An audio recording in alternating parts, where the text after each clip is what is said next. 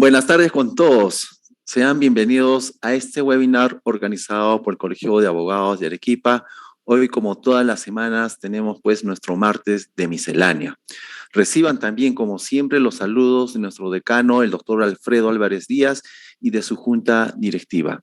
Antes de empezar con nuestro tema, como siempre también, tengan ustedes las indicaciones para la emisión de certificados. Ustedes deben saber que deben estar previamente matriculados a este webinar y para la asistencia ustedes deberán esperar en determinado momento del desarrollo del webinar. Se lanzará a través del chat que tenemos en el Facebook el link para que ustedes puedan marcar su asistencia para hoy. Asimismo, como decía, en este martes de miscelánea, hoy tenemos un tema muy interesante para quienes disfrutan de la litigación oral. Hoy nuestro tema son técnicas de litigación oral contra interrogatorio. Nuestro ponente, nuestro expositor invitado es el doctor Diego Jesús Valderrama Macera, quien es maestrando en Derecho Penal en la Universidad de Buenos Aires, Argentina, ganador en torneos de litigación oral regional e internacional, capacitador en técnicas de litigación oral penal, acreditado por Abarroli, American Bar Association Rule of Law Initiative, en convenio con la Embajada de Estados Unidos y México.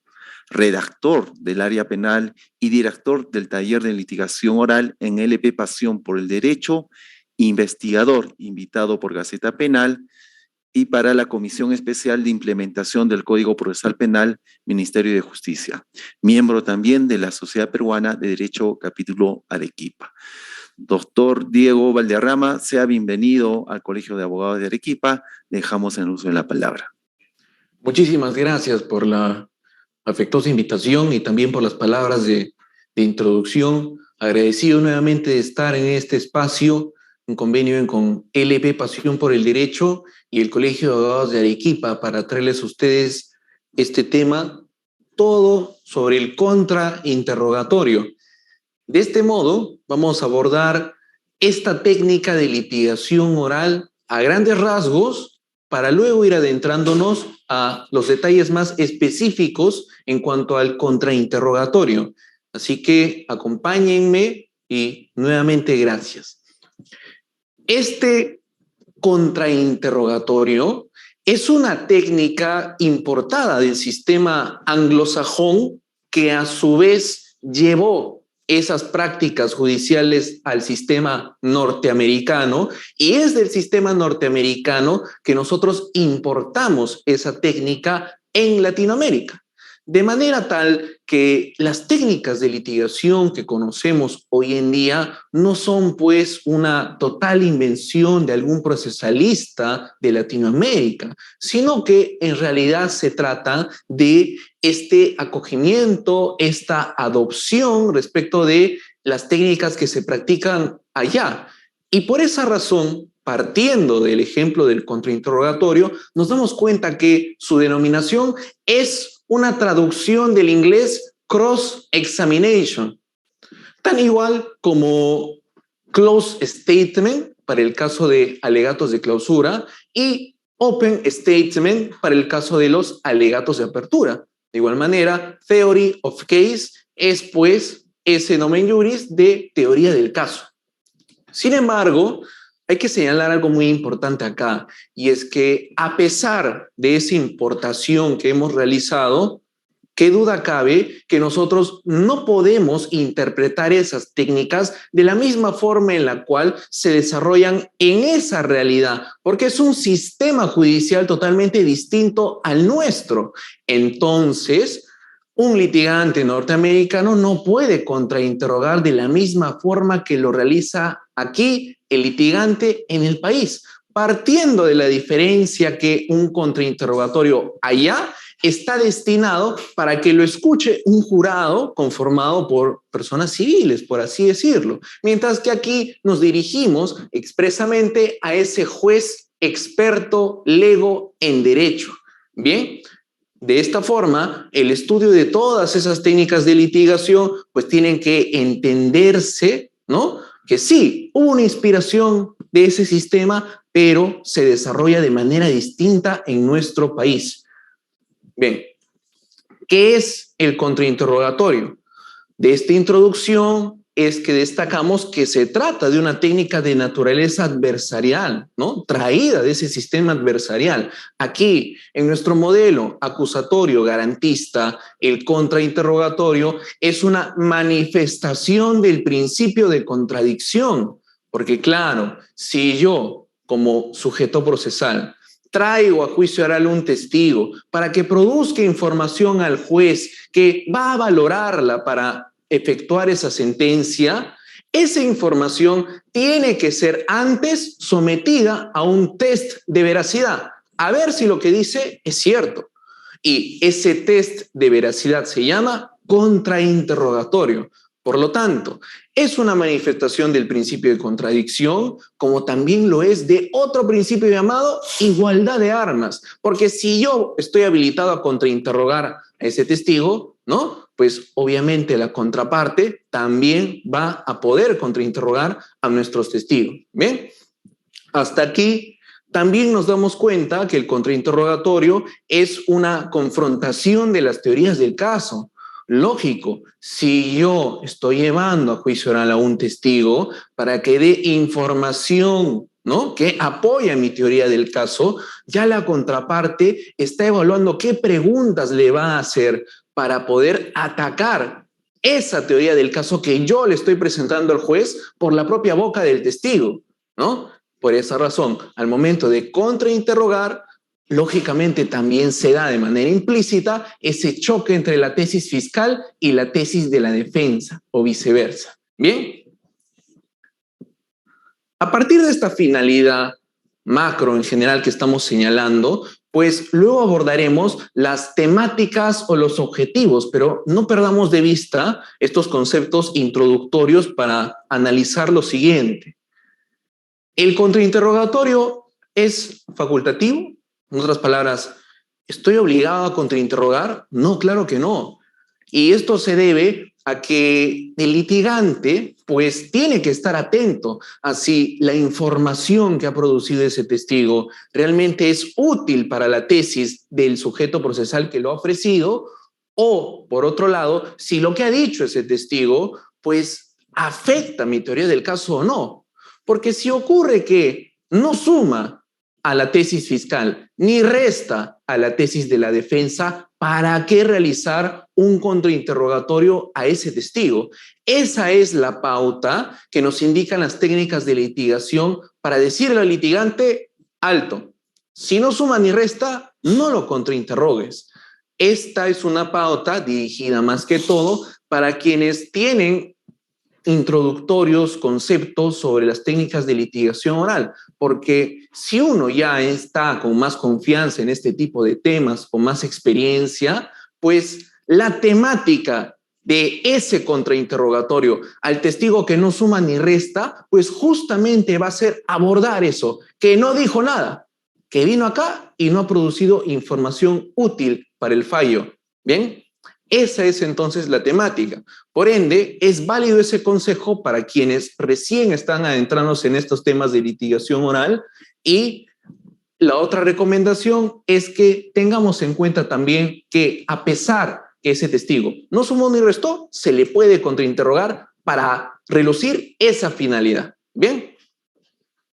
Por otro lado, todas las técnicas de litigación tienen pues características en particular. Al respecto, el contrainterrogatorio es sugestivo y temático. Sugestivo porque en su mayoría está redactado a base de una serie de preguntas sugestivas. En su mayoría, no en su totalidad, porque el litigante tiene que conocer que existen otros tipos de preguntas que pueden ayudarme a llegar a ese objetivo final del contrainterrogatorio. Ojo, pero recibe esta característica porque es el común denominador asociar el contrainterrogatorio a una pregunta cuya respuesta solo puede ser sí o no. Hasta aquí lo expuesto, ¿dónde es que está habilitado, ¿no?, el Código Procesal Penal? ¿Dónde es que nos indica esto? En el artículo 170, numeral 6, ¿sí? Nos señala contrarius sensu que las reglas del juego para interrogar es que están prohibidas las preguntas sugestivas, pero permitidas en el contrainterrogatorio. Ahí está la validez para poder utilizar ese tipo de preguntas.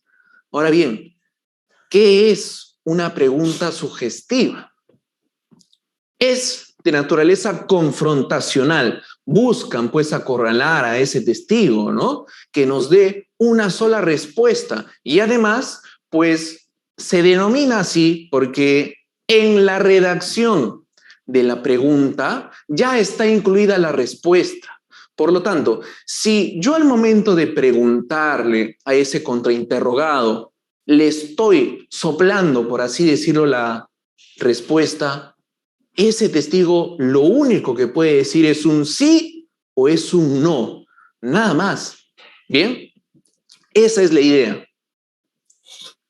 ¿Por qué no utilizar preguntas abiertas para contrainterrogar? A ver, el Código Procesal Penal no prohíbe el empleo de las preguntas abiertas. Entonces, ¿de dónde es que surge esta recomendación, no? Pues de los manuales, de la doctrina de las técnicas de litigación oral que nos hablan que no es recomendable hacer este tipo de preguntas abiertas. Y esto obedece una razón. Si nosotros estamos, pues, pretendiendo acorralar a ese testigo, buscar que ese testigo nos dé una información específica, puntual, vamos a caer en el error de hacerle una pregunta abierta para abrirle la puerta a ese testigo y pueda él explicar o justificar la debilidad que nos hemos esforzado en relucir a base de varias preguntas sugestivas? No, ¿verdad? Ejemplo, si a ese suboficial que ha participado en la redacción de determinada acta le hago una serie de preguntas, llego a la antepenúltima pregunta y le digo, ¿usted firmó el acta, no? Me dice no. ¿Por qué no firmó el acta? Caigo en el error de hacerle una pregunta abierta. De este modo, pues, ese suboficial o cualquier otro testigo que está escuchando que se le da una oportunidad de aclarar, pues lógicamente lo va a hacer y lógicamente se nos va a caer abajo ese contrainterrogatorio. Entonces, ¿qué es lo que nosotros podemos hacer para controlar ese momento del juicio oral, ¿no? Para evitar que se nos salga de las manos, pues muy atentamente señalar que se detenga, es decir, callarlo, pedirle que deje de hablar.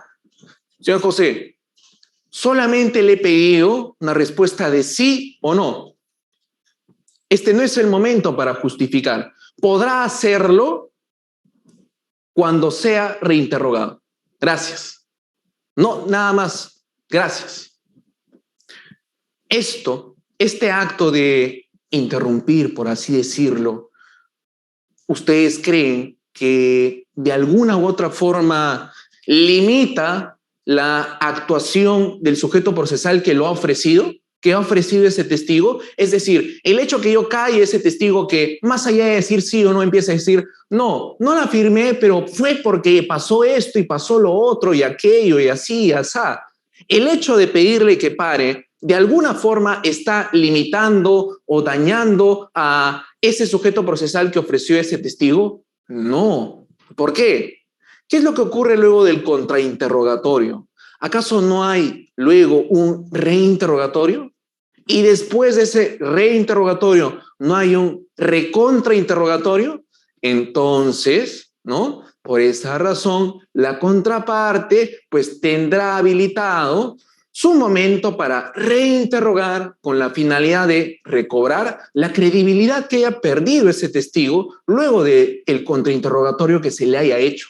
Por esa razón, no está prohibido, no es una práctica indebida de ninguna forma el hecho que el litigante controle el momento de su contrainterrogatorio sobre ese testigo que quiere hablar de más.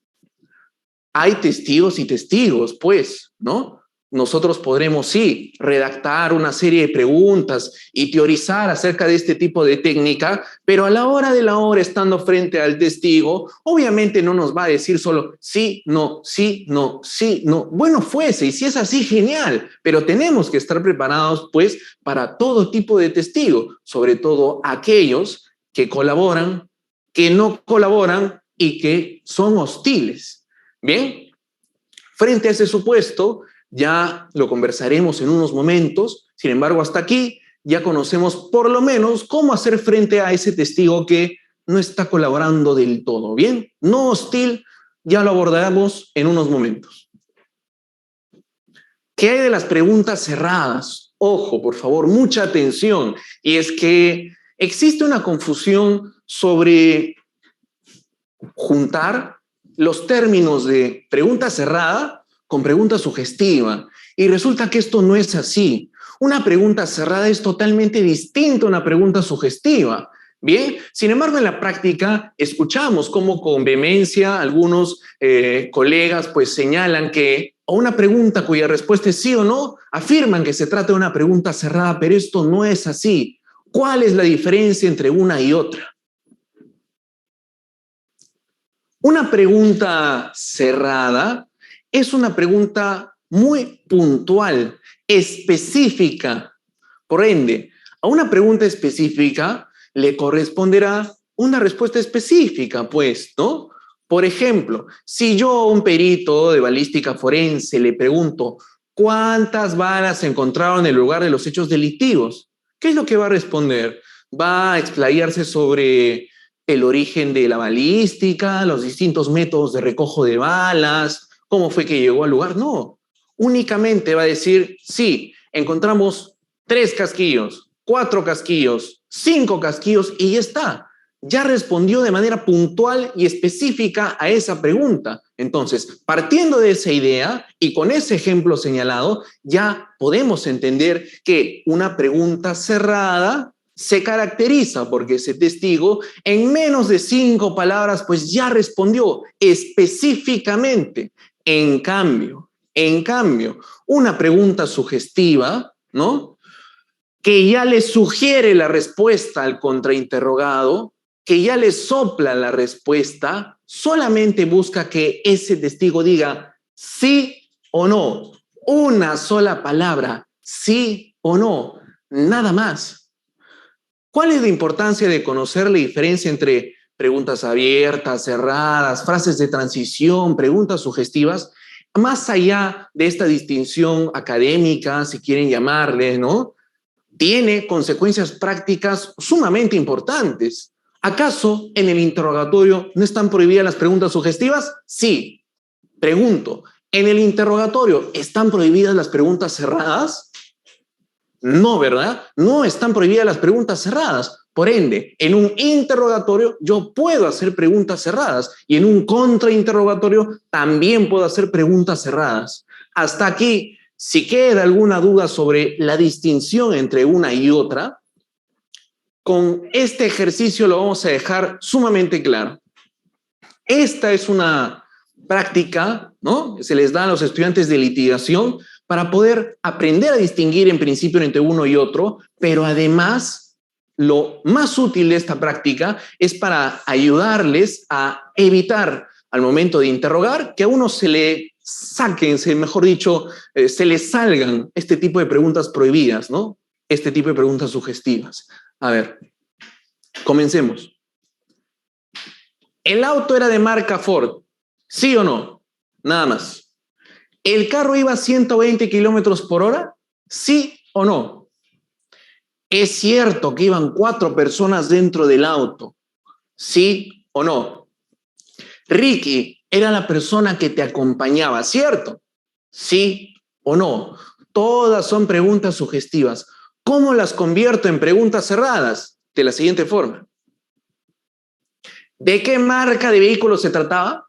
Ya nos dirá el testigo, ¿no? Muy puntualmente. Ford, Nissan, qué sé yo. ¿A qué velocidad iba el vehículo momentos antes de impactar, señor perito? Y nos dirá 120 kilómetros por hora, 100 kilómetros por hora, 80 kilómetros por hora, etc. ¿Cuántas personas iban dentro del auto? Y nos responderá 3 personas. No, nadie. No había nadie dentro del auto. 8 personas. En fin. Finalmente, ¿quién era la persona que te acompañó? Y responderá mi primo, mi abuelo, mi tío, Ricky, José, Manuel, etc. Esta es entonces la diferencia.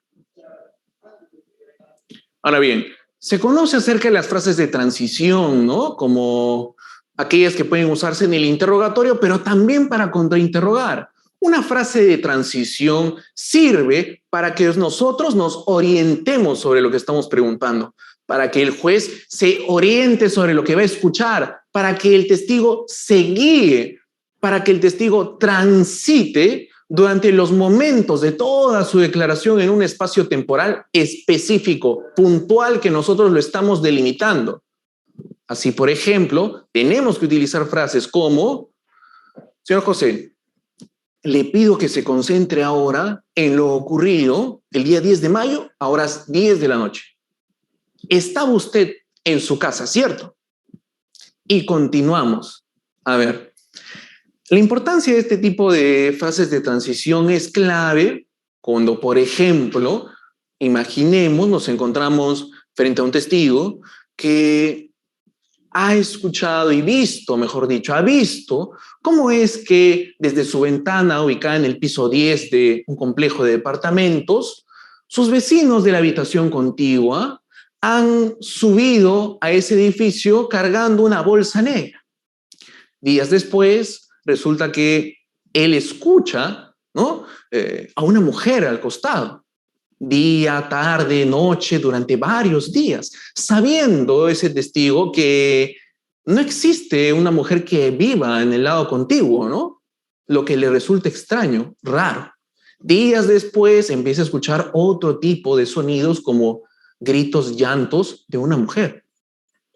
Luego golpes. Así, a fines de ese mismo mes, observa, ¿no?, a sus vecinos saliendo del departamento con una bolsa negra. Bueno, ese testigo resulta que percibió con sus sentidos, vista y oído, lo que presuntamente se trataría de un secuestro con subsecuente muerte, ¿no?, de una dama. Al respecto, al momento de interrogarlo o contrainterrogarlo, frente a toda esa información de varios días, ¿cómo hacemos para guiarnos? Con frases de transición. Frente a un testigo que ha declarado en múltiples oportunidades, ¿cómo hacemos para situarlo en una determinada declaración?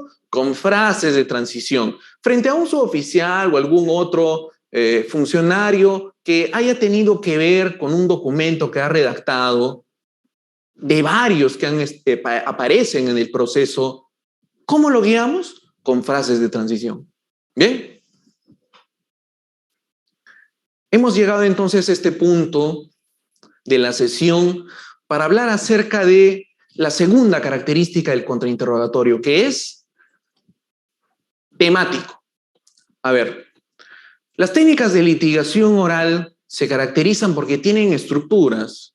Los manuales, los libros, distintas doctrinas, capacitadores, nos hablan acerca de estructuras de, por ejemplo, los alegatos de clausura, estructura de, por ejemplo, un alegato de apertura, ¿no?, de interrogatorio a testigo. Bien, excelente. Pero, ¿por qué es común el no encontrar en manuales, el no haber escuchado hasta ahora ningún tema de estructura de contrainterrogatorio? O en otras palabras, no haber encontrado una suerte de plantilla de preguntas para contrainterrogar a una persona y relucir que está mintiendo. Planilla de preguntas para contrainterrogar a una mujer y relucir que tiene interés en el proceso. ¿Existirá eso? ¿No? ¿Cual si fuese un escrito? No, ¿verdad? Y esto es una razón bastante lógica en realidad. Y claro, cada caso en particular pues nos trae, ¿no?, un azar de posibilidades, ¿sí?, múltiples posibilidades, mejor dicho, de testigos que pueden nosotros tocarnos, ¿no?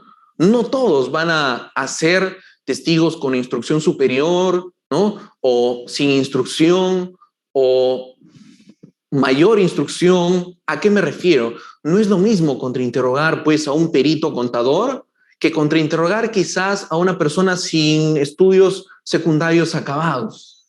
la forma en la cual hay que dirigirnos a esa persona es obviamente distinta. Y claro está, las fortalezas y las debilidades de cada una es totalmente distinto. Frente a esto, no podemos asumir que existe pues una estructura única, una fórmula mágica, una receta infalible para poder sacar todos esos objetivos de un contrainterrogatorio. Esto no es así. Sin embargo, ¿no?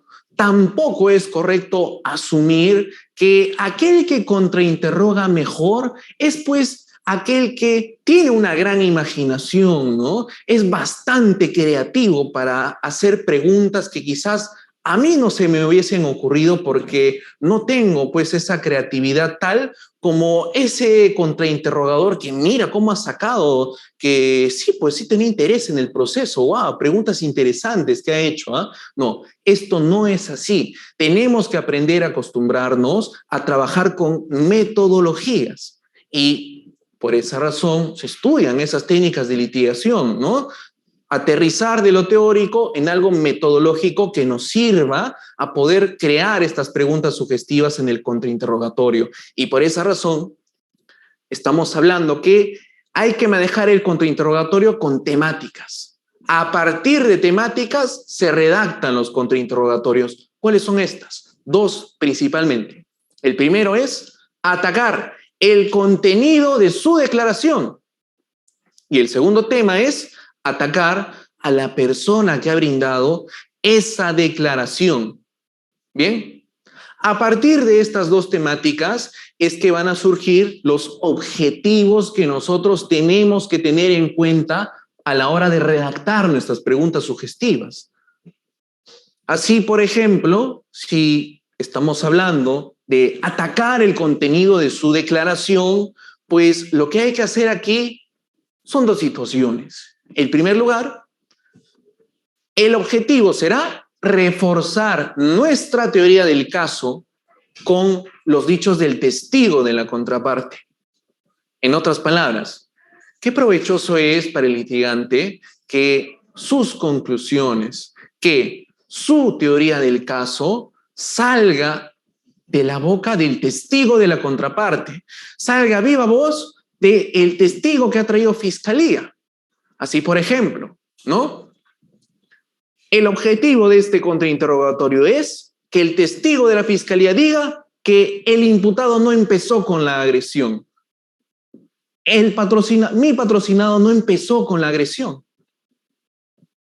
Esto es un gol para la defensa que ha armado una teoría del caso postulando legítima defensa al respecto.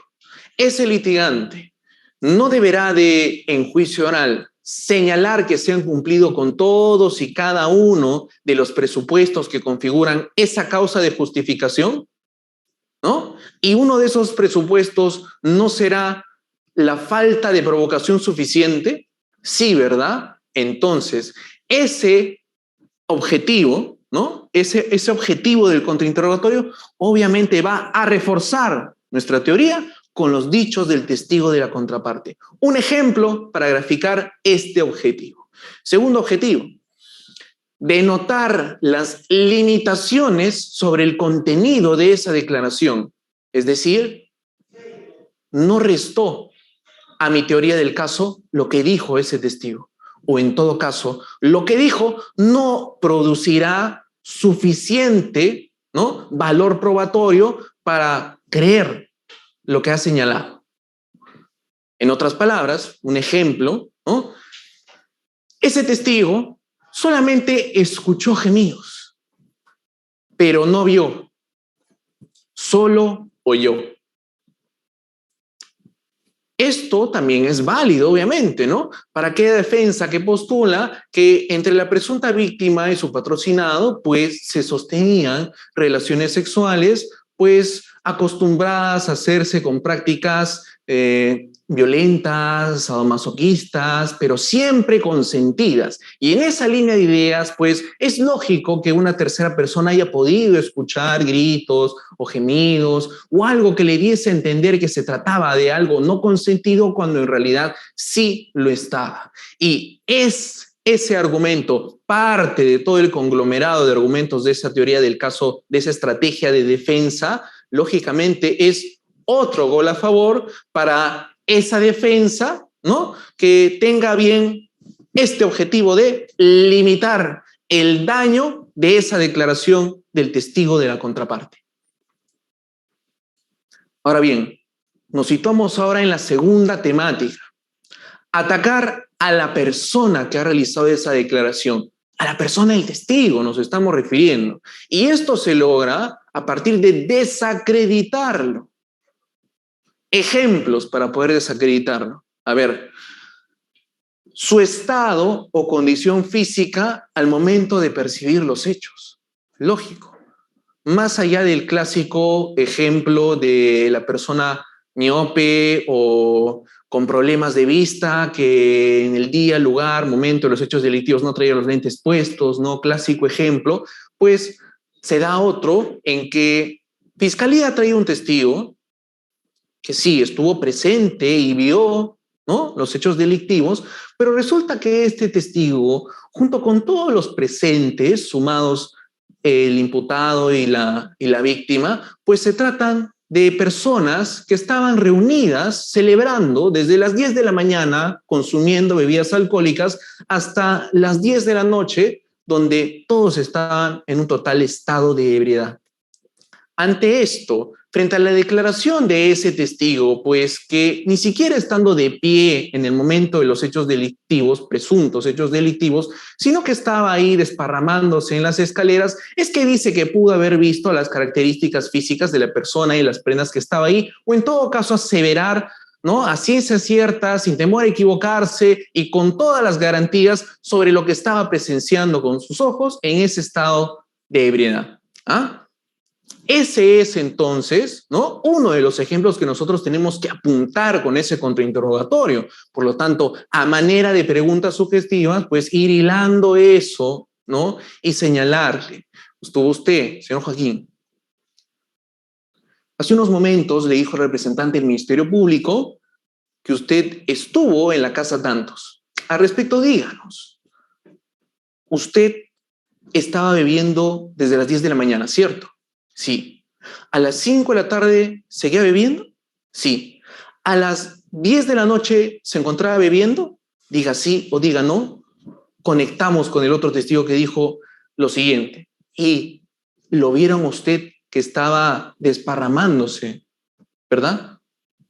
Y así continuamos, seguimos y damos a entender o vamos llegando a ese objetivo que nosotros queremos denotar sobre el tema de el estado, la condición física. Hasta aquí un ejemplo, los siguientes. Tiene interés en el proceso, ¿no? Es claro que madre, ¿no?, de familia va a producir información, pues, para que su hijo vaya a la cárcel. Es un contrasentido. Tiene, de alguna u otra forma, un interés. Miente, no es experto, no realizó el procedimiento. Estos dos últimos ya más tienen que ver, lógicamente, con un contrainterrogatorio dirigido a un perito, ¿no? También.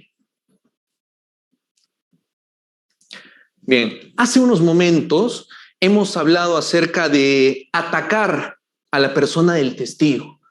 Sin embargo, aquí es momento de tocar este mito del contrainterrogatorio. Nos vamos a dar cuenta de lo siguiente.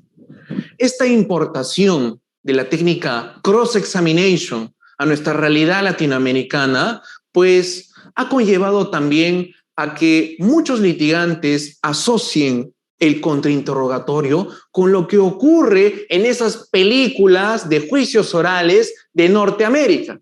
En esas películas en las cuales el litigante tiene la misión de destruir al testigo, de humillar inclusive al testigo, porque está dirigiéndose hacia un jurado conformado por civiles. Entonces, su contrainterrogatorio está destinado para hacer alguna de esas cosas, ¿verdad?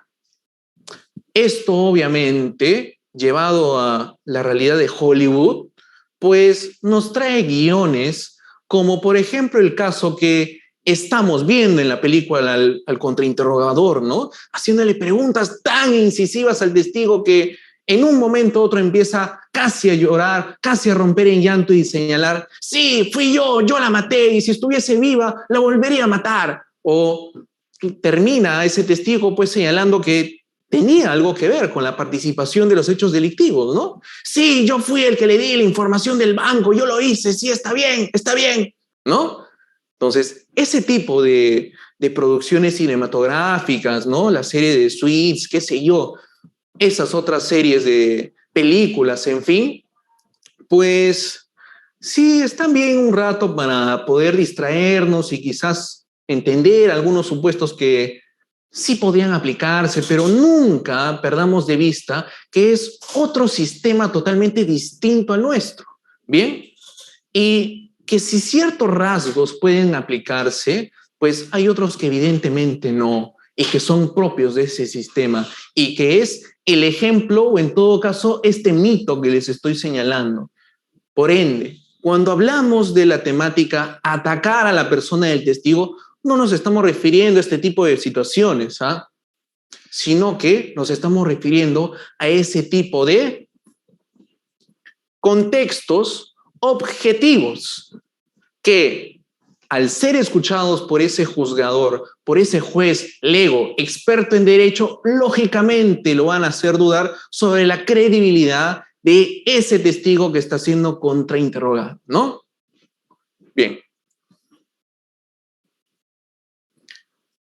Sobre las características del contrainterrogatorio habíamos señalado lo siguiente: sugestivo y temático. Sin embargo, estimados colegas, deben de saber que las técnicas de litigación tienen pues teoría para redactarlas, pero también para oralizarlas. ¿A qué me refiero? Si bien hemos abordado hasta este momento pautas, ¿no? Consejos, teoría para poder redactar esas preguntas de contrainterrogatorio, pues la siguiente tarea es que lo que está en nuestro papel, lo que está en el balotario de preguntas que hemos hecho, pues que lleguen efectivamente al juzgador. ¿A qué me refiero? En cuanto a estrategia, perdón, en cuanto a característica de el contrainterrogatorio para oralizarlo, la técnica de litigación recomienda que el litigante pues aplique un ritmo en el contrainterrogatorio. Bien. Y no me estoy refiriendo a un compás musical o algo por el estilo, sino que cuando nos referimos a ritmo del contrainterrogatorio, pues estamos hablando acerca de la mayor o la menor velocidad que nosotros le imprimimos a las preguntas que nosotros estamos oralizando. No es lo mismo, pues, preguntar de una manera taimada, ¿no? Una manera, pues, que el testigo que te está escuchando puede entender o se va a tomar la libertad de, además de decirte sí o no, empezar a seguir explicando y hablando. Situación que no sucedería si nosotros controlamos ese acto del contrainterrogatorio y además de estar atentos por si quiere hablar de más y detenerlo, pues también hacer preguntas rápidas, en todo caso de manera rápida, para impedir que ese testigo piense qué es lo que va a contestar, ¿no? No darle tiempo para que piense qué es lo que va a decir. Ese es el consejo que da las técnicas de litigación para que efectivamente lo que está en ese papel que hemos redactado, pues llegue sin ninguna distorsión entre el emisor y el receptor juez sobre lo que queremos llegar a conocer, que son esos objetivos del contrainterrogatorio. Bien, así que ya saben, sugestivo, temático y un adecuado ritmo para preguntar, ¿no? Al momento de realizar ese contrainterrogatorio. Que todo lo que hemos aprendido hasta el momento no se quede en un papel, sino que efectivamente pueda ser utilizado en juicio oral. Bien, este es otro tema que tiene mucho que ver con el mito del cual hemos hablado. Y me estoy refiriendo a cuál es la posición que debe de adoptar el contrainterrogador frente a ese testigo. Y hay estilos, obviamente, ¿no? Y es que la litigación, la forma de litigación de cada uno parte de la siguiente premisa. La litigación oral es una extensión de la personalidad de cada uno.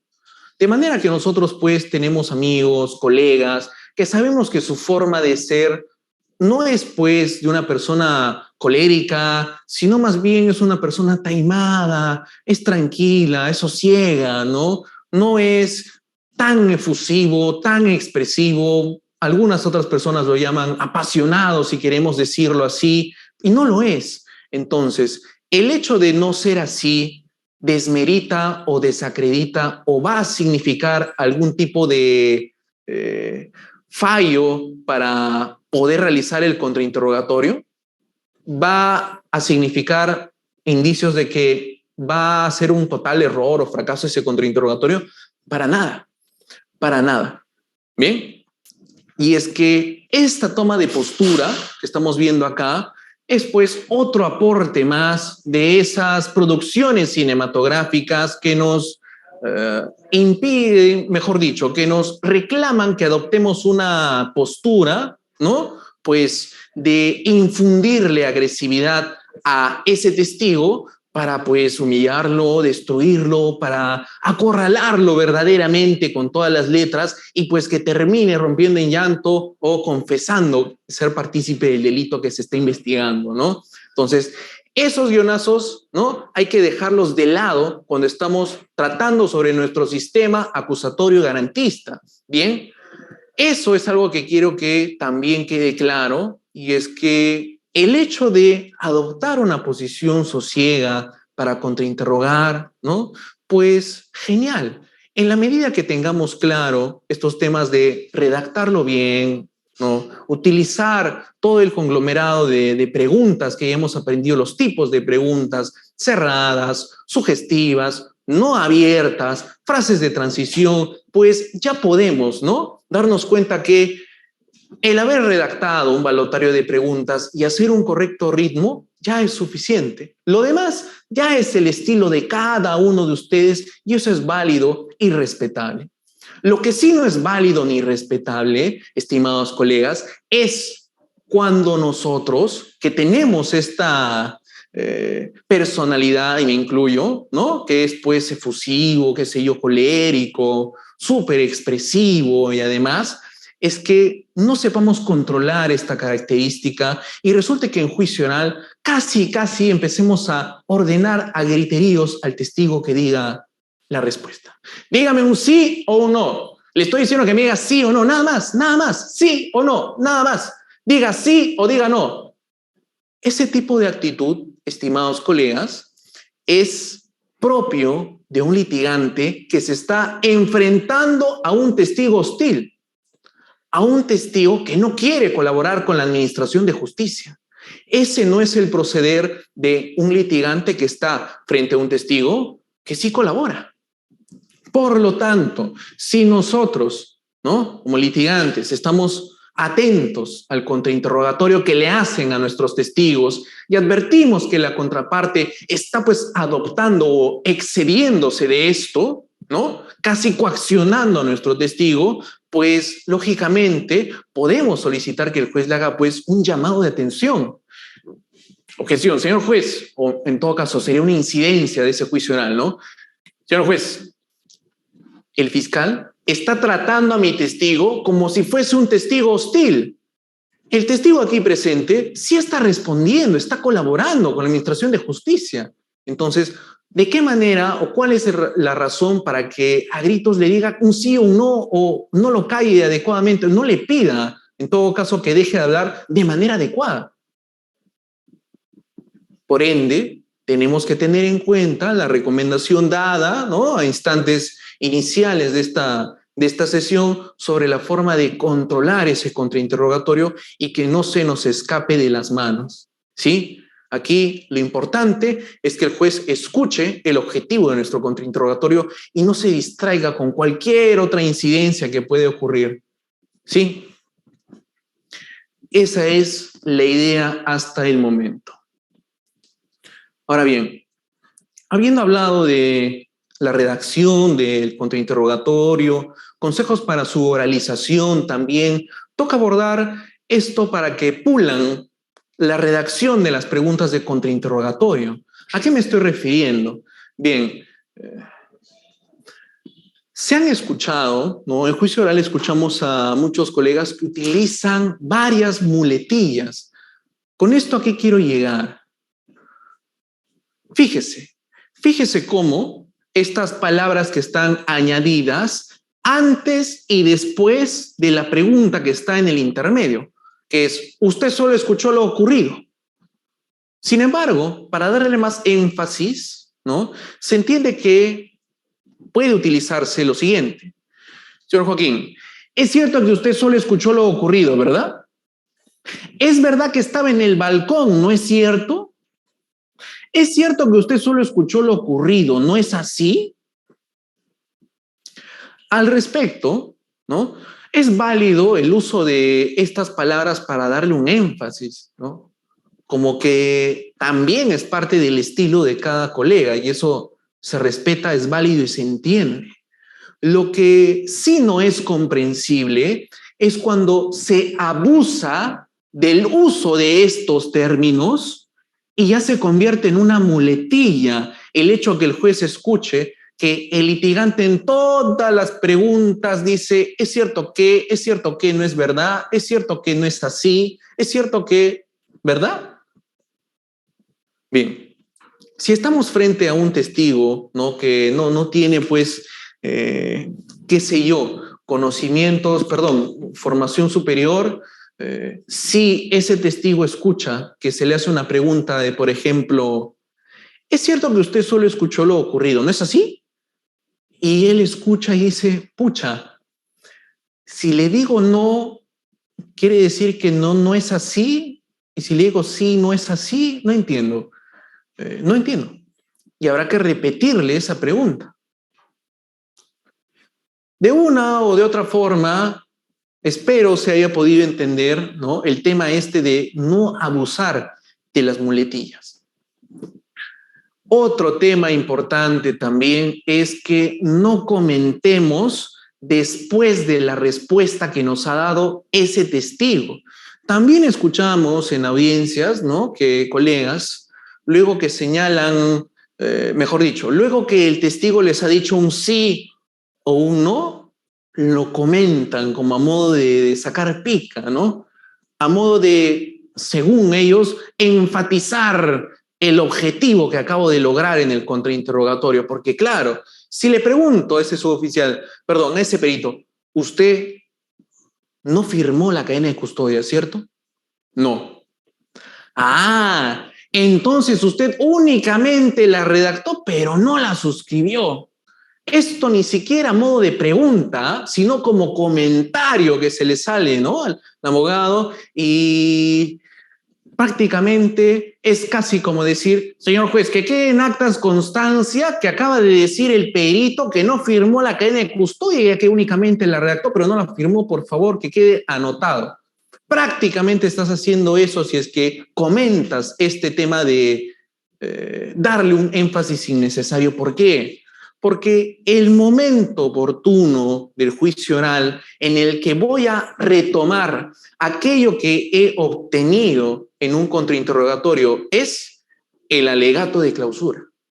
Así, en el alegato de clausura, yo recordaré al juez lo que ocurrió en el contrainterrogatorio a modo de argumento, a modo de conclusión. Le diré, señor juez, el Ministerio Público trajo aquí al testigo Santos Vera, testigo que estuvo todo el día de los hechos delictivos libando alcohol, desde las 10 de la mañana hasta las 10 de la noche, momento en que ocurrieron los hechos delictivos. Entonces, a pesar que vino aquí a viva voz, señaló las características físicas, ¿no?, de un patrocinado, lo que ocurre en realidad es que estaba en un total estado de ebriedad. Momentos antes, testigos lo vieron estar ebrio, vomitando.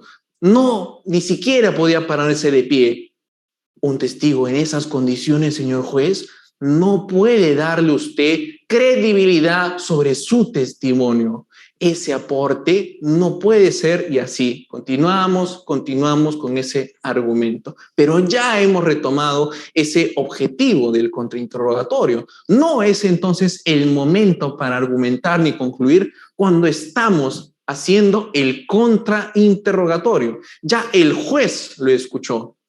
Es por eso que antes de hacer una pregunta clave o determinante del contrainterrogatorio, obviamente hay que hacerle preguntas anteriores, ¿verdad? Como en otros términos, pues hacerle la camita, ¿verdad?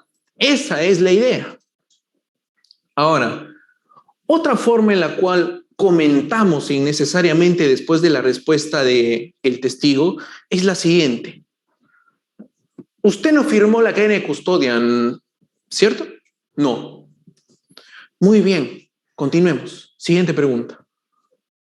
Ya, una vez yo entiendo que está bien, pero es correcto que cada pregunta que yo hago, cada respuesta que me dice el testigo, inmediatamente después que me dice sí o no, yo diga, siguiente, excelente, gracias, perfecto. Bien, continuemos, ¿no?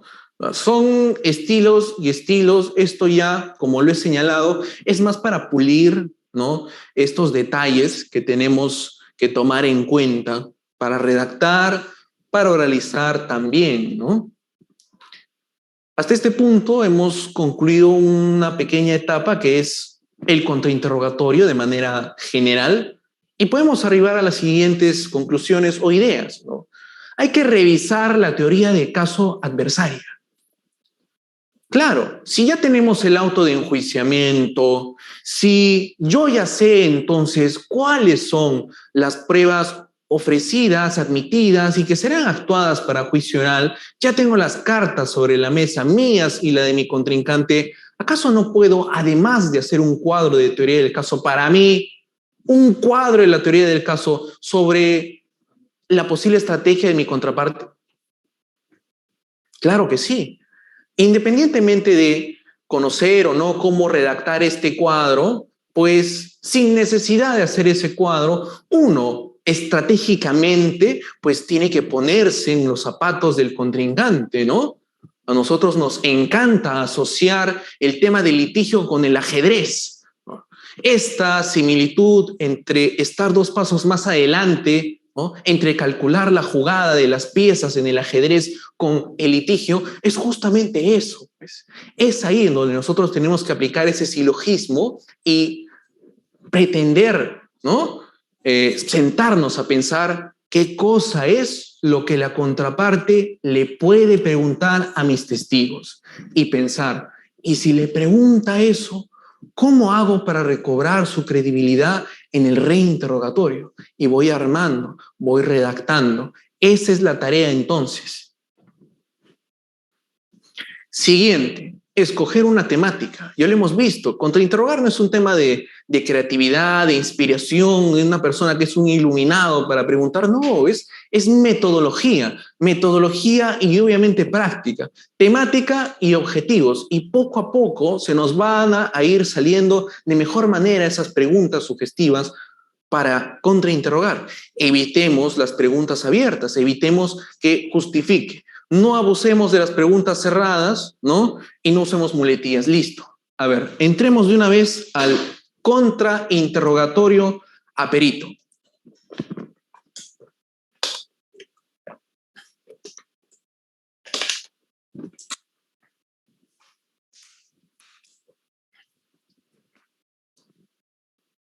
Bien. No es lo mismo contrainterrogar a un testigo que contrainterrogar a un perito, ¿no? De suerte que la administración de justicia es auxiliada por los especialistas, los expertos en una rama del conocimiento humano que es su campo de profesión y que obviamente es distinto a lo que nosotros hemos estudiado en la Facultad de Derecho, siendo que esos conocimientos científicos son imprescindibles para llegar a la verdad, lo más cercano a la verdad material, que es el fin del proceso penal. En ese sentido, ¿no? Si es que nosotros, pues, no nos especializamos o en todo caso no nos interesamos siendo penalistas en conocer un poco más acerca de criminalística, medicina forense, balística forense, dactiloscopía, etcétera, etcétera, se nos va a hacer más complicado la tarea de contrainterrogar a un perito, porque el hecho de contrainterrogar a un perito es algo más allá de ceñirnos solamente a lo procesalístico, ¿no? Como así lo decimos, ¿no? A lo meramente procesal y buscar si el informe pericial fue hecho conforme lo dicta el protocolo, si es que mencionó la técnica que o no, si existe logicidad para que haya arribado a esa conclusión, en fin, más allá de eso, también tenemos que nutrirnos de esos conocimientos de criminalística para poder discutir con el perito sobre esa rama del conocimiento humano que él conoce.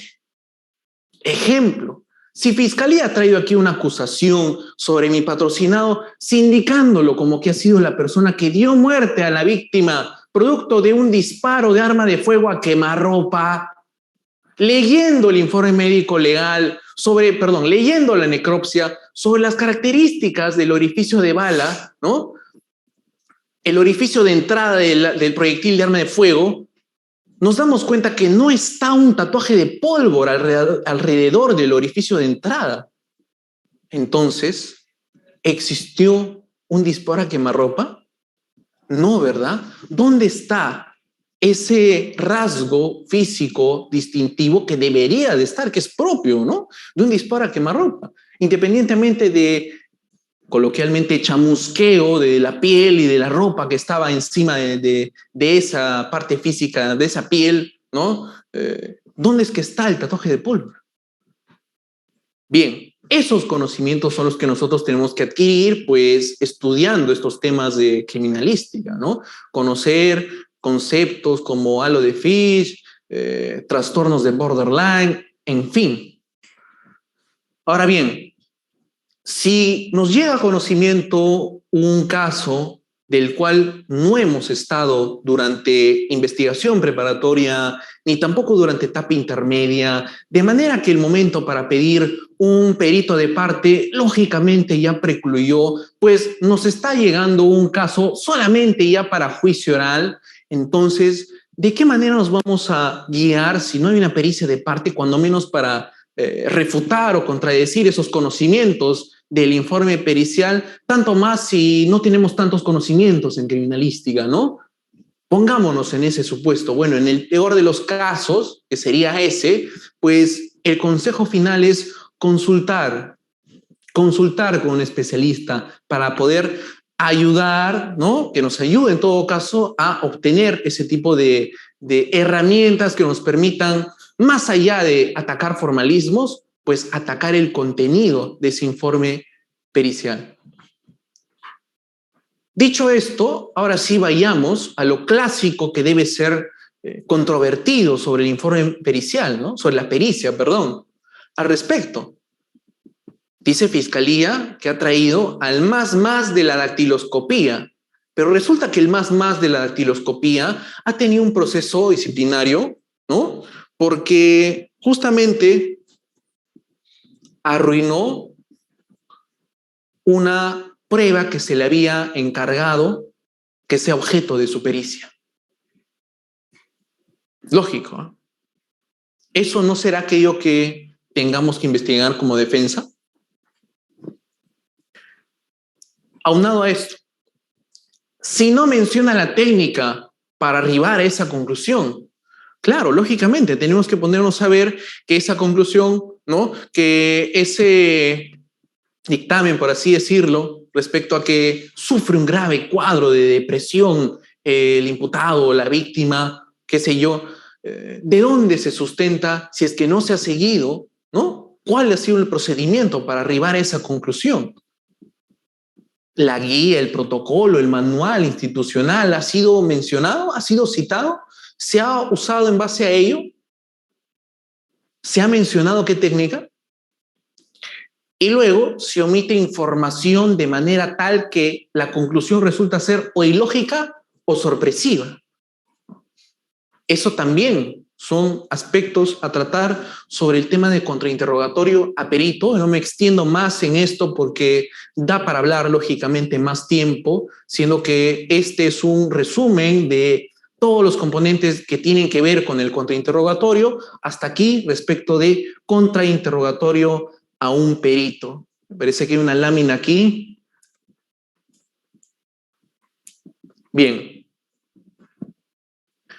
Abordemos ahora el tema de evidenciar contradicción.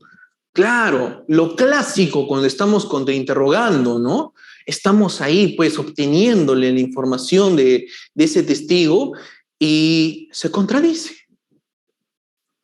Porque, claro, las preguntas que le estamos haciendo previas a la pregunta estelar del contrainterrogatorio, ya el testigo, ¿no? Está teniendo, uy, me va a preguntar sobre la firma, pucha.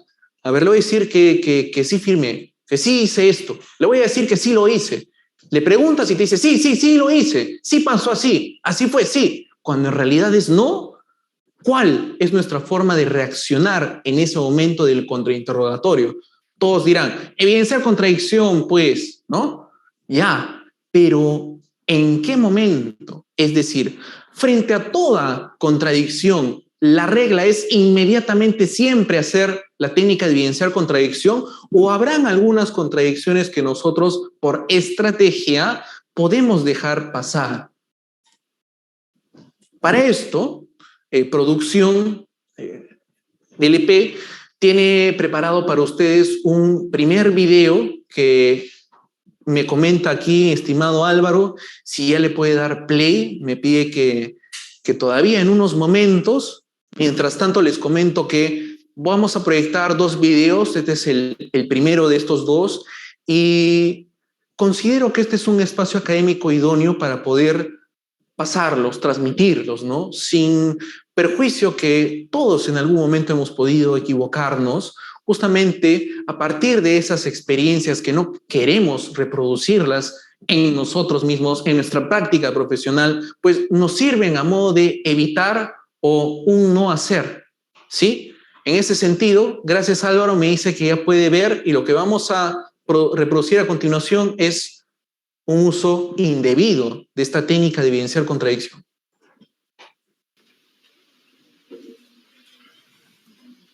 Sí, continúe, señora testigo, usted ha manifestado que desde el año 2009 al 2013, laboró en el estudio de Arellana. ¿No es cierto?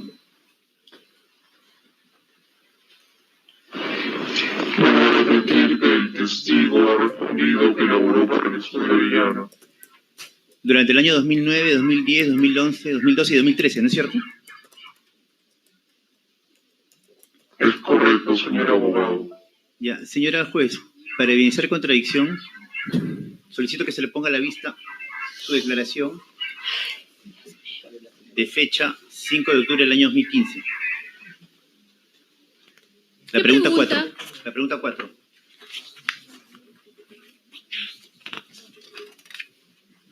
¿Qué fecha, por favor? 5 de octubre, señor fiscal, del 2015. Entiendo.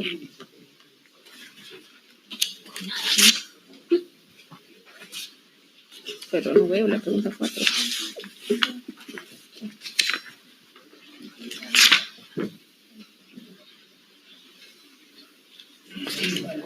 Es la 4.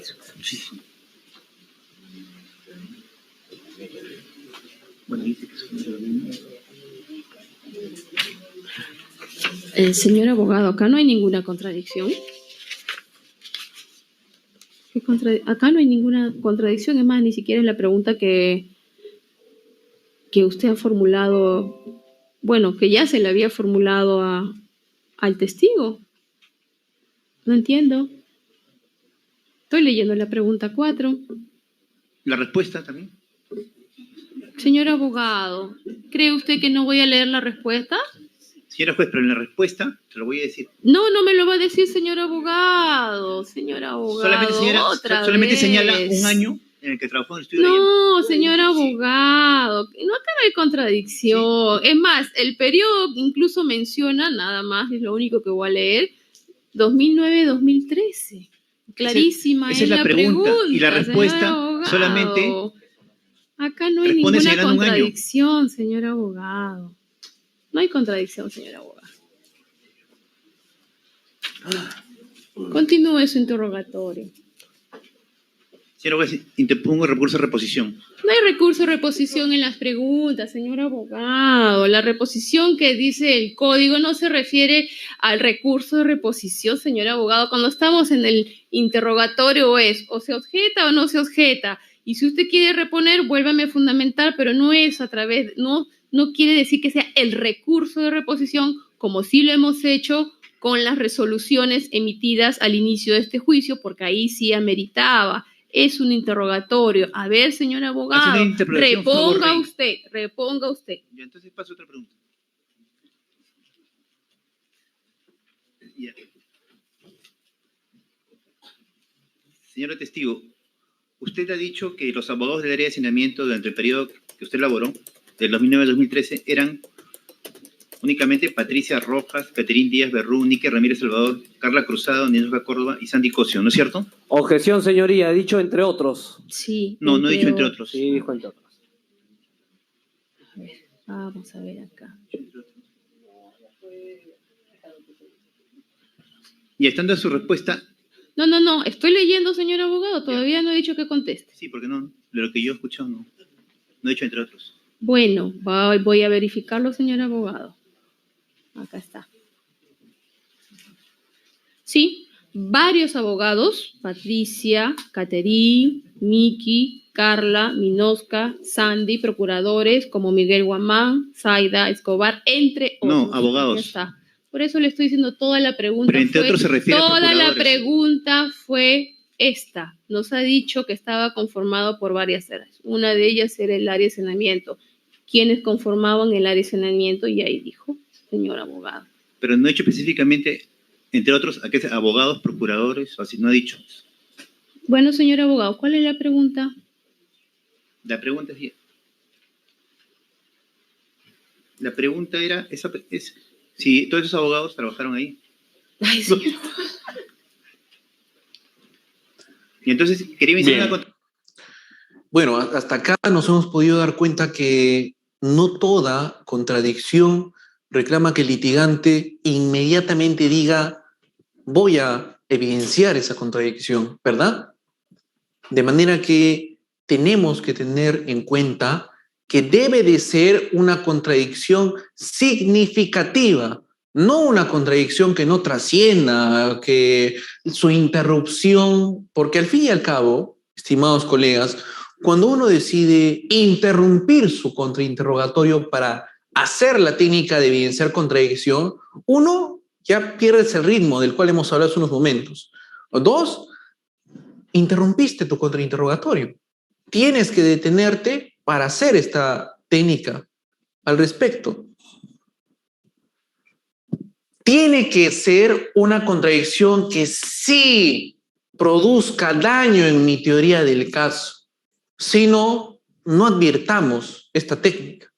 Por esa razón, si estamos con una contradicción, como por ejemplo, ¿no? Este tema de si dijo o no dijo, este tema de inclusive, ¿no? Horas respecto a minutos, de las duraciones de intervenciones, duración de lacrado, duración de qué sé yo, ¿no? Como podría ser también este caso de la placa rodaje, dice A1A000. Bien, todos los efectivos policiales están señalando lo mismo, porque además figura también en abundante documento. Sin embargo, cuando se le está preguntando a un testigo, pues resulta que nos dice A1B005, pese a que su declaración dice lo contrario. Frente a esto, les pregunto, ¿es una contradicción significativa o no es parte de una declaración espontánea, una persona, ¿no? Pues sí, en la medida que no gravemente afecte nuestra teoría del caso, no tenemos por qué interrumpir nuestro contrainterrogatorio. Pero claro, si resulta que mi punto, mi objetivo sobre este testigo es que diga que mi patrocinado salió de su casa desarmado, Sin embargo, resulta que cuando le estoy contrainterrogando y le digo, señora Josefina, usted vio a Carlos salir de su casa, ¿cierto? Sí. ¿Y él traía algo en las manos? Me dice, sí. ¿Lo que traía en sus manos era un arma? Dice, sí. Pese a que su declaración previa, lógicamente, es un no. Eso sí perjudica mi teoría del caso, ¿no? ¿De qué manera voy a alegar falta de provocación suficiente si el testigo de la contraparte está diciendo que mi patrocinado salió con un arma y encima agresivo? Ahí sí. ¿Y cuál es el procedimiento? A ver, sigamos los siguientes pasos. Acá sí hay una estructura, ojo, hemos hablado. En el contrainterrogatorio no hay estructuras, es una temática. Acá sí, la siguiente estructura. Primero, advertimos la contradicción, es decir, el testigo ahora responde que nuestro patrocinado estaba armado cuando esto no dice en su declaración. Ahora bien, luego que hemos advertido la contradicción significativa, pues sentamos las bases. Cuando ustedes escuchen sentar bases, ya sea para hacer el refrescamiento de memoria, o evidenciar contradicción, sentar bases quiere decir, en otras palabras, que yo a ese juez le estoy diciendo, señor juez, ese testigo tiene una declaración anterior, es esta, y él ha dicho una cosa aquí y me está diciendo otra acá, pero existe su declaración previa. Ojo, es esta. Como no podemos hacer eso en juicio oral y tenemos que conducir el contrainterrogatorio con preguntas, pues lo que les acabo de señalar hay que graficarlo en preguntas y a eso se le denomina sentar bases. ¿Usted brindó una declaración ante la autoridad? Sí. ¿Esta declaración la realizó en fecha 27 de abril del año 2000X? Sí. ¿Sobre los hechos materia de este juicio? Sí. Usted declaró con la verdad, ¿cierto? ¿Fue coaccionado al declarar? Al término de esta declaración, se la leyeron, ¿cierto? Y usted, en señal de conformidad con el contenido de su declaración, la firmó, ¿verdad? Sí. Luego, anunciamos la técnica al juez. No podemos nosotros proceder, ¿no? De mutuo propio el hecho de proyectar en el Google Meet la declaración previa, o en el contexto de presencialidad, ya de una vez pasarle, ¿no? La parte de su declaración al testigo para que la lea en voz alta. No. Hay un director de debates que tenemos que anunciarle cuál es la técnica que vamos a hacer y solicitarle la autorización para proceder. Por esa razón, señor juez, habiendo sentado las bases, previo traslado a la contraparte, solicito poner al alcance del testigo su declaración para evidenciar la contradicción en la que acaba de incurrir. Esa es la idea. Entonces, luego que hemos anunciado la técnica, ¿no? Pues confrontamos ahora al testigo. Señor Alan, este es su nombre, esta es su firma, esta es su declaración. Ahora le pido que lea en voz alta lo subrayado. Lea en voz alta el párrafo tanto. Lea en voz alta la respuesta a la pregunta número tantos. Y lo tendrá que hacer. Lo tendrá que hacer.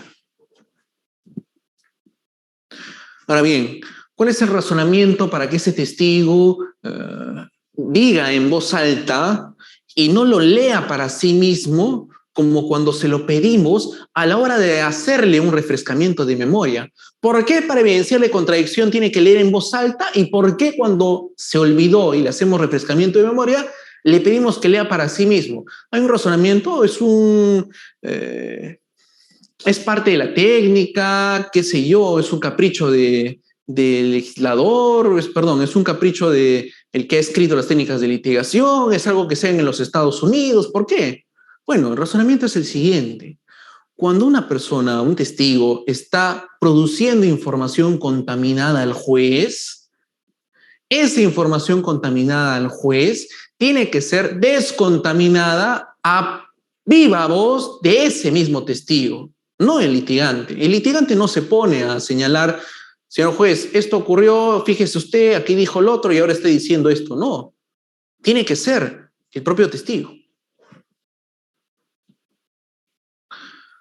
Finalmente, ya para cerrar este tema de todo sobre el contrainterrogatorio, ¿no? Y hasta acá les pido también, ¿no? que se sumen a la transmisión y también la compartan, ¿no? Y también reaccionen, en fin. Lo siguiente, manejo del testigo hostil. Para esto, producción de LP va a colocar un segundo y último video para que nos demos cuenta quién es un testigo hostil. Y en el video además vamos a ver cómo el abogado pues se enfrenta a este testigo hostil y ya ustedes sacarán sus conclusiones y me dirán ahí en los comentarios, ¿no? Si fue correcto esa forma de enfrentarse a ese testigo hostil o qué se debió de haber hecho. Y luego vemos la técnica. ¿Me comentas, Álvaro? Excelente, ya. Veámoslo, estemos atentos. Que fueron varios policías a la casa del señor Nájera. ¿Cuántos policías fueron? Primero llegaron 2, después otros 2 y después la marranita. Yo no me puse a contar policías, pero eran 8 policías. ¿En compañía de esos policías iba alguna persona civil o una persona particular del común? No. El problema fue con la policía, no con civiles. No, que si fueron a esa casa en compañía de alguna persona particular. Ah, pero iba la mamá de la niña. La mamá de la niña y la vecina que vendía minutos. De ahí de la cuadra, de ahí mismo por donde hubo el accidente. Es que el accidente fue a la vuelta donde vivía el señor Nájera. Cuando usted refiere que la mamá de la niña del accidente, yo quiero que le precise al despacho y nos aclare, porque usted ha dicho que a usted no le consta nada del accidente, que usted no sabe nada del accidente, pero ahora nos refiere en esta contestación anterior que arribó los policiales, 2 primero, luego 2, después la marranita, pero en compañía de la madre de la niña del accidente. Entonces, explíquele al despacho, recréelo, de cuál accidente está manifestando usted, si a viva voz ha contestado que no le consta nada. Objeción, su señoría compuesta. Sí, señor abogado, hágale preguntas directas, cerradas, que él le pueda contestar.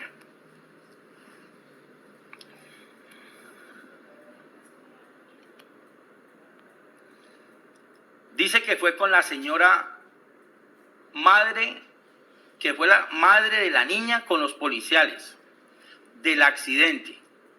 ¿De cuál accidente está manifestando usted entonces? Perdón, señor. La mamá de la niña llegó a la casa del señor Montealegre y atrás del señor de la mamá de las muchachas llegó los policías, ¿sí? Y ella llegó en compañía con una señora que vendía minutos ahí a la vuelta. Sí, si yo hubiera visto lo del accidente, se lo digo. Y por favor no me pregunte más cosas porque yo ya le dije lo que tenía que decirle. Gracias. Señor testigo, debe contestarle así como se le dijo al inicio. Usted se va a someter a un interrogatorio directo, que ya lo hizo la señora fiscal. Se tiene que someter al contrainterrogatorio e igualmente a preguntas complementarias que pueda tener este operador judicial. Tiene que someterse. Señor Diego, ¿de cuál niña del accidente habla usted? Por favor, precísele a esta audiencia. De la niña que hubo el problema, señor, de la que hubo el problema, que por eso fue el problema, por lo de esa niña. Antes el papá de esa niña le ofreció bala al señor Montealegre. Y uno no puede estarle ofreciendo bala a la gente, porque uno no sabe quién es quién. ¿De cuál niña se refiere usted? ¿De cuál accidente? Si usted ha manifestado aquí que no conoció absolutamente nada de ningún accidente. Es más, la señora fiscal pidió objeción porque decía que usted desconocía sobre accidente tal. Entonces, por favor, explíquele, aclárele al despacho de cuál accidente. Dice usted que era la madre de la niña. ¿De cuál niña y de cuál accidente? Si usted dice no conocerlo.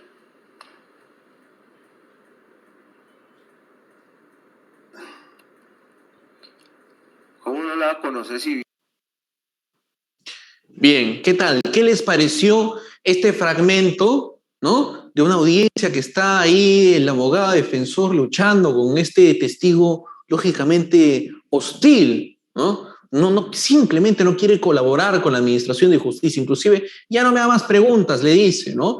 A ver, déjenme en sus comentarios qué es lo que ustedes opinan sobre la reacción de ese abogado. Si fue bueno o no, ¿qué hubiesen hecho ustedes al respecto? Lo siguiente. ¿Ustedes creen que el abogado en el video que le dice, diga usted cómo es que vio, a la vez número 50 de repetirle la pregunta, díganos cómo es que vio, ¿ustedes creen que el testigo hostil va a decir, sí, pues ya me cansé, sí, tiene razón, lo he inventado, pues, no lo inventé, disculpen, lo inventé? ¿Va a pasar eso en la realidad? Lógicamente que no. Entonces, la forma de reaccionar frente a un testigo hostil no es pues ahí cayendo en el juego de ese testigo hostil, porque fíjense el desgaste inclusive psicológico del litigante, que no se le ocurre ninguna otra pregunta más que decir, pero diga usted cómo es. Ahí, cuando menos, ya se ha cumplido uno de los principales componentes para enfrentarse a un testigo hostil. Y esto es que el juzgador se dé cuenta que se trata de un testigo hostil y no simplemente de un testigo que lógicamente va a estar del lado del sujeto procesal que lo ha ofrecido, porque esto va a ser así, ¿no? Lógicamente. Sino que se trata de algo más, porque un testigo hostil, o la diferencia entre un testigo hostil y un testigo que simple y llanamente no le quiere poner las cosas fáciles al contrainterrogador, que es lo que siempre va a ocurrir, es lo siguiente. El testigo que de mala fe se niega a responder o comienza a inventarse hechos, ¿no?, de manera reiterada o sistemática para obstaculizar la audiencia. Ese es un testigo hostil. En el video hemos visto lo fundamental, que es que el juez se dé cuenta que es un testigo hostil. Una vez que hemos logrado eso, ya les tenemos que solicitar al juez que sea él quien lo declare como testigo hostil y nos autorice a nosotros a tratarlo como tal. Una vez hecho esto, ya es totalmente válido el hecho que nosotros lo tratemos de la siguiente forma. Dígame sí o no. Le estoy diciendo que diga sí o no. Nada más, sí o no. Solo tiene que responder sí o no. Ese es el trato frente a un testigo hostil. Entonces, recordemos, si advertimos que existe la contraparte que de esa forma se está dirigiendo a nuestros testigos, solicitamos al juez que pare. No es un testigo hostil. Mi testigo no es hostil, señor juez. Está colaborando, está respondiendo, ¿no? Démonos cuenta. Un testigo hostil, pues, puede tratarse el testigo de la contraparte, pero puede ser el nuestro también. Ojo, ¿ah? ¿Quién sabe?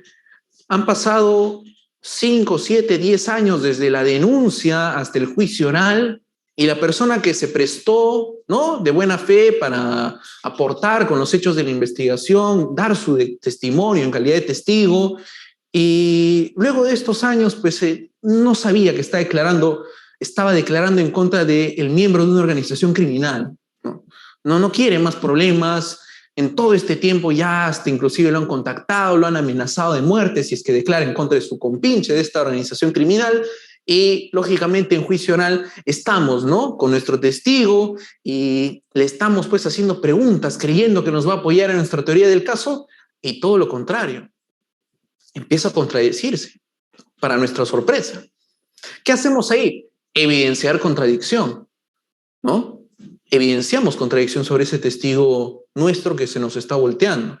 Casos remotos, claro que sí, pero justamente el derecho, ¿no?, está para poder nosotros interpretarlo y aplicarlo frente a esos supuestos extremos, ¿no? Frente a esos vacíos, pues hay que interpretar, y es válido, razonable poder utilizar esa técnica de evidenciar contradicción, aun cuando nuestros propios testigos pues están incurriendo en eso, porque puede ser una contradicción voluntaria o parte de su nerviosismo o parte de otro factor que es propio de una declaración espontánea y no de un robot o un actor que está ahí en juicio oral. Así que tengamos en cuenta siempre este tema para evidenciar contradicción. Y claro, esa es la misma herramienta para dirigirnos hacia un testigo hostil. ¿En qué parte de su declaración, señor testigo, usted señala que vio a una niña? Como no podemos hacerle directamente esa pregunta, hay que utilizar la técnica previdencial contradicción, ¿no? Sentamos las bases, anunciamos la técnica, le pedimos que lea en voz alta el párrafo ahí, ¿no? Donde está hablando de los hechos, y en ningún lugar habla de ninguna niña. Por lo tanto, el juez debe escuchar que lo que está señalando en esos momentos es algo inventado. O si está contradiciéndose, pues de esa forma lo manejamos. Ahora bien, les pregunto, ¿querrá leer ese tipo de testigos hostiles? Puede ser que sí, que quizás el juez lo ha exhortado demasiado bien como para que ya se ponga a colaborar. Pero si esto no es así y es pues sumamente hostil, ¿ustedes creen que al final de la técnica de evidenciar contradicción, donde le pedimos que, ahora le pido que dé lectura en voz alta de lo subrayado, de este punto de su declaración, lo va a hacer? ¿Qué ocurre? ¿Cómo reaccionamos? ¿Lo agarramos así para que lea? No, ¿verdad? Entonces, ¿qué es lo que nos dice nuestro Código Procesal Penal? Ahí es donde he encontrado está la respuesta. Artículo 380, numeral 6. ¿Qué nos dice? Si un testigo perito declara que ya no se acuerda, se puede leer. Se dispondrá lo mismo si surge una contradicción con la declaración. Se puede leer. Este es el fundamento legal para refrescarle la memoria a un testigo o para evidenciarle su contradicción. Artículo 380.6. ¿Ah? Así que esto también podemos invocarlo a la hora de a la hora de dirigirnos al juez para anunciar la técnica. Señor juez, de conformidad con el artículo 380.6 y continuamos, ¿no? En fin, ¿qué es lo que se dispondrá? Se puede leer. El Código Procesal Penal no dice que el testigo lo lea a propia voz. Entonces, ¿de dónde sale esta pauta, Diego? De la técnica de litigación oral. Eso es una costumbre, no está reglamentado en nuestro Código Procesal Penal todas las pautas que les he dicho, pero sí son de común acuerdo en la práctica judicial y por eso hay que conocerlos. Y una interpretación extensiva y sistemática de nuestra norma procesal nos permite afirmar que si dice que se puede leer y es un testigo hostil que obviamente no va a leer, por último que lo lee el especialista, pues, ¿no? Que lo haga él. Previa autorización del juez, claro está. Y bien, de esta manera entonces, pues hemos llegado al final de esta ponencia. Quedo atento a sus preguntas, si es que lo hubiesen, de igual manera a sus comentarios, apreciaciones respecto de si les ha parecido útil o no esta disertación. Quedo atento a ustedes y en pantallas los demás contactos que pueden comunicarse conmigo. Gracias. Está ahí la coordinación del Colegio de Abogados.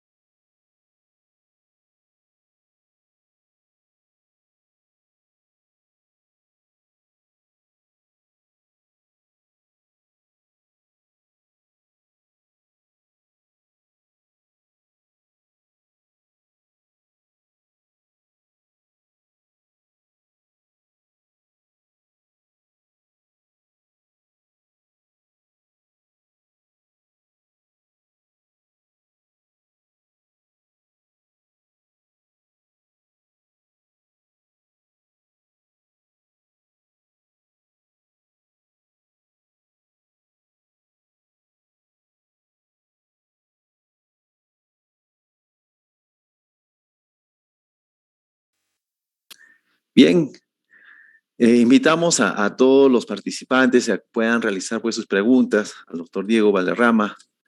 Les vamos a dar un espacio de tiempo. A ver, pueden hacer llegar esas preguntas al chat que tenemos en el Facebook.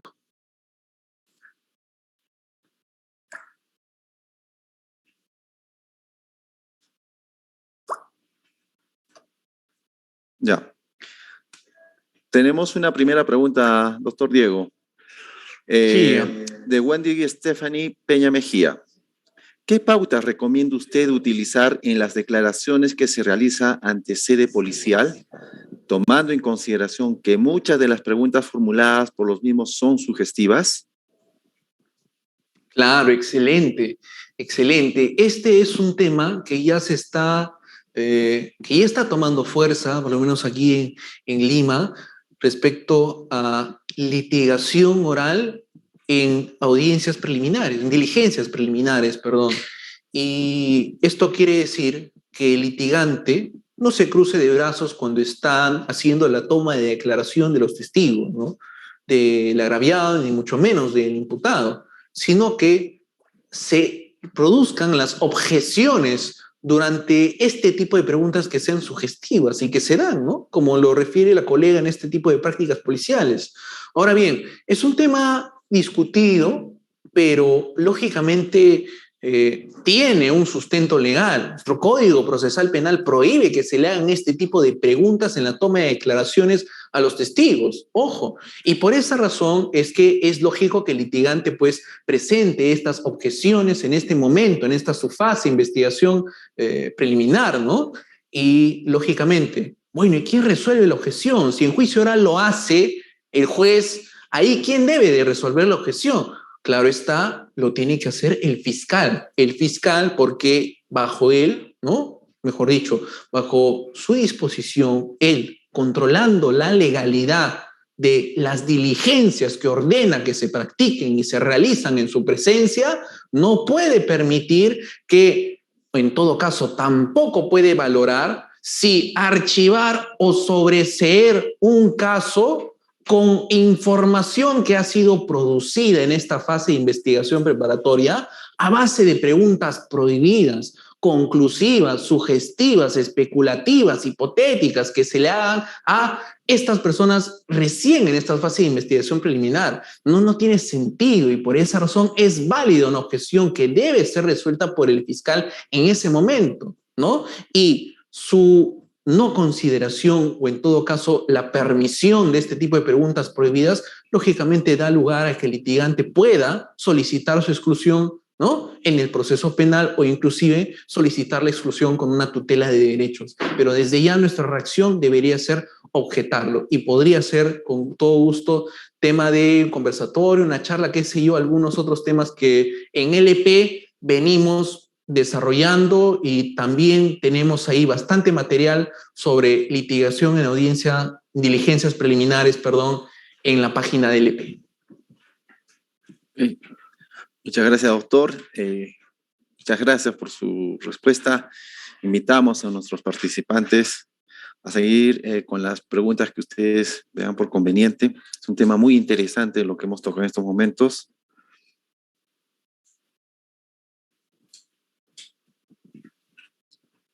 Bien, asimismo, mientras tanto, ¿no? Estimados colegas, les comento acerca de proyecto que es el taller de litigación oral de LP, ¿no? Que pronto estaremos convocando, mejor dicho, estaremos lanzando una segunda convocatoria. Es un taller de litigación oral dirigido por mi persona, en el cual está integrado por estudiantes de pregrado de distintas universidades en todo el país, ¿no? Pasan una suerte de calificación, obviamente, examen y luego ingresan al taller para poder, pues, ser capacitados en estos temas, como ya lo vienen siendo 20 miembros de este taller. Así que estén atentos porque en LP estaremos anunciando próximamente una segunda promoción de este taller de litigación oral, ¿sí? Bien, en todo caso, si no hay más preguntas, estimados doctores del Colegio de Abogados de Arequipa, pues no queda otra cosa que agradecerles infinitamente por la invitación nuevamente, ¿no? Esta segunda oportunidad que tengo a bien de compartir con ustedes sobre técnicas de litigación oral y encantado de compartirles información, manuales, qué sé yo. Ahí les dejo mi correo electrónico si desean que les envíe algunos de estos manuales o instructivos que les pueden servir también en adelante. Bien, doctor. Más bien agradecemos a usted por la exposición de hoy día de un tema tan interesante. Y, me indica todavía hay dos preguntas más